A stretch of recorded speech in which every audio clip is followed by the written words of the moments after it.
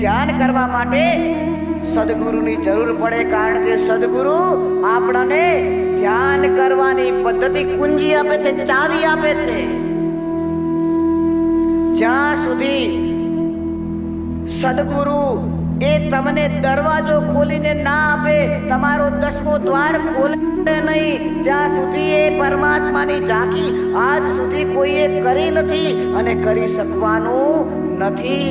કારણ કે સદગુરુ નામનો સિક્કો, સદગુરુ નામની ટિકટ જો તમારી પાસે હશે તો જ 10મો દ્વાર ખોલશે, અને એ પણ પૂર્ણ બ્રહ્મ સદગુરુ, બ્રહ્મવેતા સદગુરુ, કે જેણે એની ઝાંખી કરી છે એ જ તમને ઝાંખી કરાવી દેશે. અને જ્યાં સુધી પૂર્ણ એ સદગુરુ ના મળ્યા ત્યાં સુધી તો આ સંસારમાં ફેરા ફરવા પડશે, પાછું આવા જવાનું રહેશે.